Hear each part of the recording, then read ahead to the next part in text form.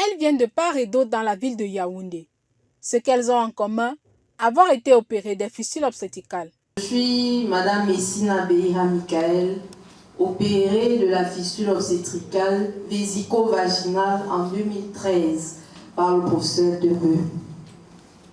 Et de cette expérience, je suis devenue infirmière diplômée d'état principal. J'ai été victime d'une fistule recto-vaginale survenue après un accouchement. Alors, je me pointe ici, c'est une façon d'interpeller les autres femmes parce que la santé n'a pas de prix, la santé ne connaît pas le statut. Ces femmes qui n'ont pas le courage de se présenter devant les formations sanitaires, alors je les invite ici à mettre la honte de côté parce qu'une femme qui souffre de fistule, vraiment, est considérée, je ne sais pas trop. Pour moi, j'avais presque perdu espoir. C'est vrai que je n'ai pas duré dans la maladie, mais le peu de temps que j'ai mis avec cette maladie, vraiment, je n'étais plus moi. Je n'avais plus espoir, je n'allais plus au travail. Les fistules obstétricales touchent environ 300 à 500 femmes par an au Cameroun. Ces femmes vivent cachées et rejetées car cette maladie est considérée comme un tabou.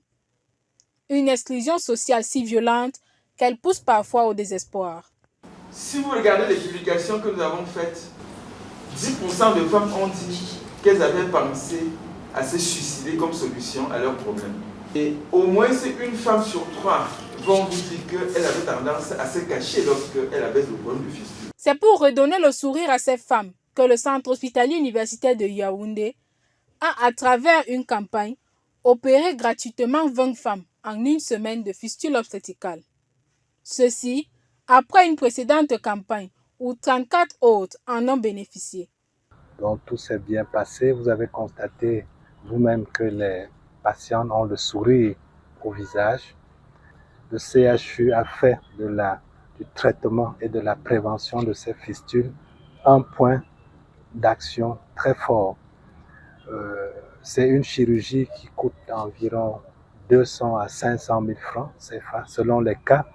Mais ici, la prise en charge est gratuite. Le CHU met à disposition de ces femmes le nécessaire pour la chirurgie. Les bénéficiaires remercient l'hôpital de leur avoir redonné goût à la vie.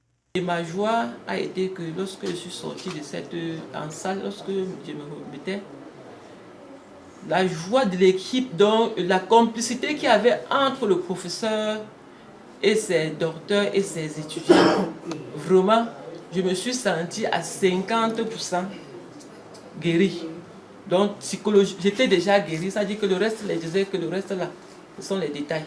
Je marchais courbé, il y avait des choses que tu cachais dans ton intimité, que c'était même pas possible de dire à autrui.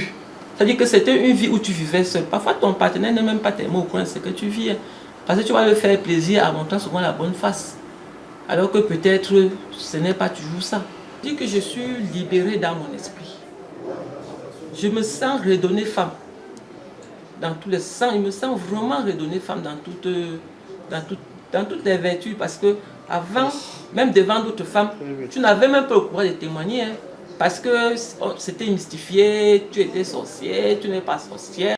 Un ouf de soulagement pour ces mères qui retrouvent enfin une vie normale, le corps guéri et l'esprit libéré. À travers ces vagues de chirurgie gratuite, le centre hospitalier universitaire de Yaoundé se positionne désormais comme la référence incontournable en matière de prise en charge de la fistule obstétricale au Cameroun.